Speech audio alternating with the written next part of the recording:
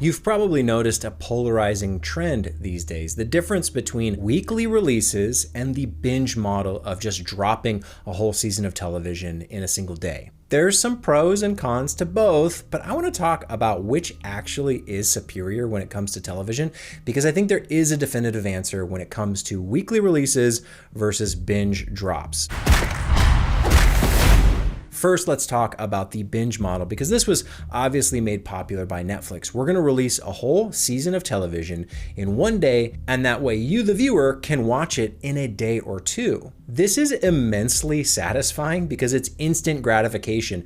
You don't have to wait week to week to week to watch the new thing. You can just keep going next episode, next episode, next episode, and consume all of it in one or two large doses. As opposed to the more traditional weekly release where, yes, a new episode comes out every single week, but you've got to wait those 7 days to consume the next episode. And if you're patient enough and you wait till the end of the season, yeah, sure, you can watch it all in a binge dose, but chances are, if you're that excited, you want to be watching week to week. And depending on how many episodes, this can be paced out for a few months. War is afoot. In reality, most platforms do a mix of both. It can be easy to think of Netflix as the binge model where Disney or HBO are weekly releases, but if you check around, it's usually based on the show itself. And yes, certain platforms favor one style over another, but nowadays everything is kind of a hybrid depending on the show itself. Before we start talking about which is better, I do want to remind everybody, streaming won for a reason. This has come up lately where a lot of people are talking about the nostalgic days of cable television or network TV, and I do miss those times where we had big, long seasons of 24 episodes a year, and it was a wonderful time, but it also had a lot of downsides. This was a time in the cable network TV era where you had to tune in each and every week at a specific time or you missed the episode completely. Look what's coming up tonight on Channel 7. It's a great lineup, all followed by Eyewitness News. Tonight, right here on Channel 7. Hi, TiVo here. I don't want to brag, but I'm the world's first smart DVR. TiVo was a whole business hardware solution to solve this problem, allowing you to record episodes of television in case you missed them. And I think this mentality is lost these days. People kind of take it for granted you can watch whatever you want, whenever you want. But there was a time that I lived through where missing an episode of television was very stressful. This old school era was also full of commercials and ad breaks. You'd be trying to watch an hour of television and have to sit through 15 or 20 minutes of commercials. Full hour of fun, ABC Sunday. Hey, there's no better way to spend Friday night than watching TGIF with your family. Thankfully, streaming did away with a lot of that. Yes, the ads are coming back in small bits and pieces here and there, and you do have to pay a bit more to escape them, but I think everyone appreciates the option to avoid the ads by just paying a little bit extra. And don't forget, we came from a time where you were paying for cable and you were paying for so many channels you weren't even watching. That was the other huge downside and one of the reasons so many of us cut the cord. So if you're looking at the modern landscape of weekly or binge watching, thinking there's nothing good on, remember, it was kind of the same as it's always been. 20 or 30 years ago, it was similar problems, just in a different packaging. So I do want to start by making the case for binge watching because I think it's one of the strongest arguments out there for how content should be consumed.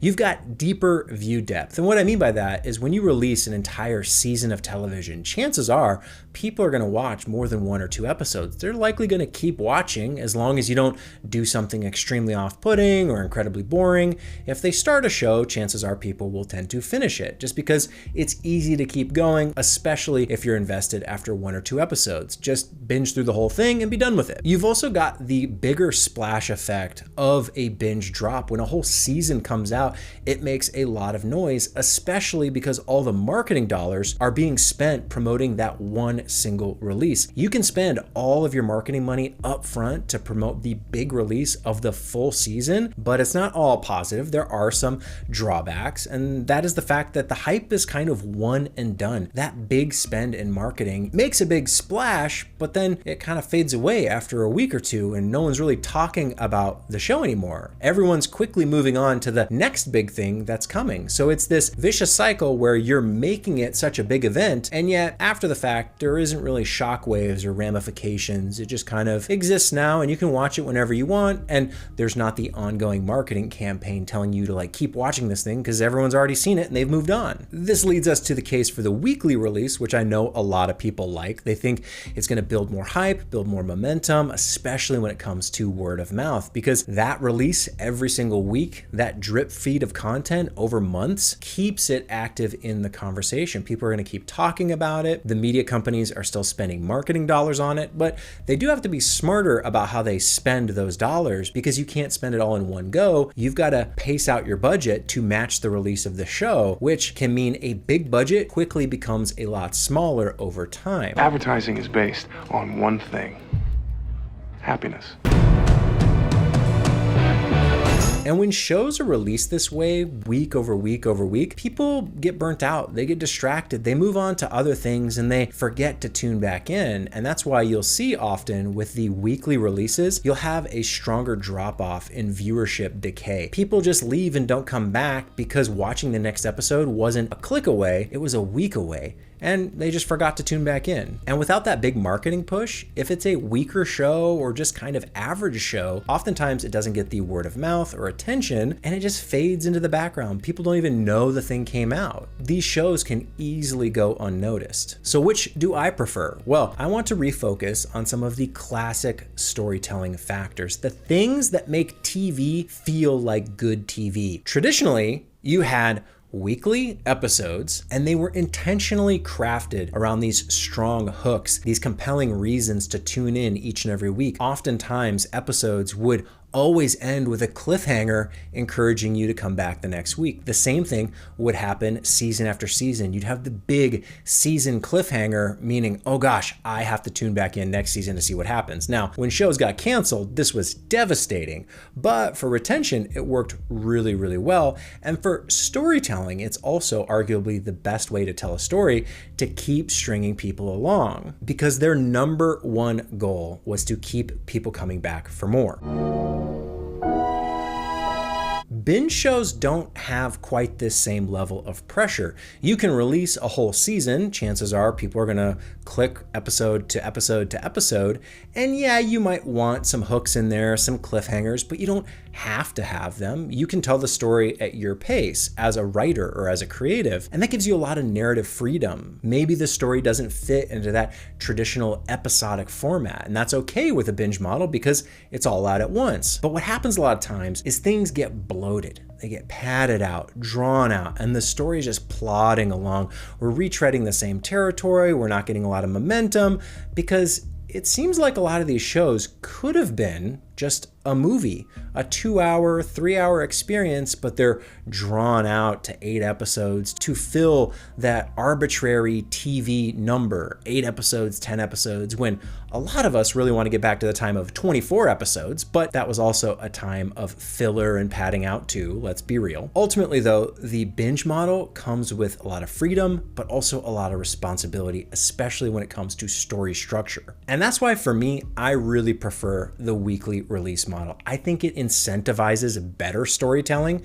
Now, it's not a guarantee. There's really good binge shows and there's really bad weekly releases. But in general, the incentive, the push, the pressure to keep people coming back for more, I think is a really good way to tell stories, especially for television, where you want that episodic consumption as a viewer. I put a movie on when I want to spend 2 or 3 hours with one story, but I put a TV show on to live in the world, to go on a journey with these characters. And when those episodes pull on those hooks and retention triggers to keep you coming back for more, it just feels a whole lot more satisfying. And I think this really encourages stronger, better writing right from the start. If you know this show is going to be weekly, there's some things you have to keep in mind as a creator to know, okay, I got to keep people coming back for more. I'm going to do the best I can to make these episodes as good as possible. Now, they don't always get it right. They certainly make mistakes from time to time, but it's just a better foundation to build from. One exception I would put to this is the recent release of One Piece,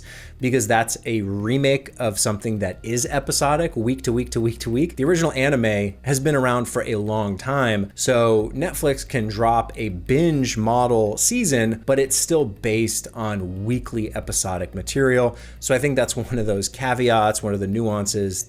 I'm not trying to paint with a broad brush. These are more just generalizations that I've noticed throughout the industry overall.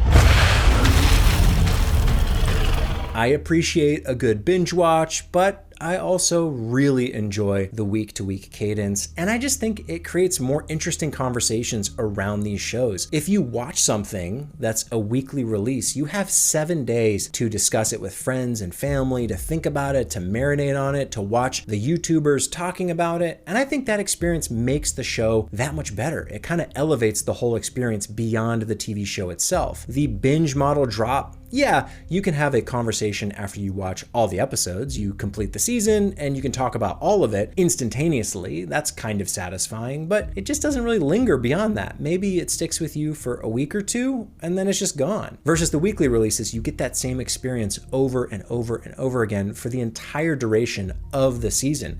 That could be 8 or 10 weeks of your time and attention really engaged with the media, and I think that's what a lot of us like. We like to watch it, but we like to talk about it and discuss it and break it down and think it through and try and figure out all the mysteries. And for the best stories, that's what makes them the most satisfying. That level of enjoyment really only comes when you pace out the season over weeks and months. So for me, weekly is superior, but I still appreciate the binge model from time to time. Let me know what you think. I'd love to hear your comments down below.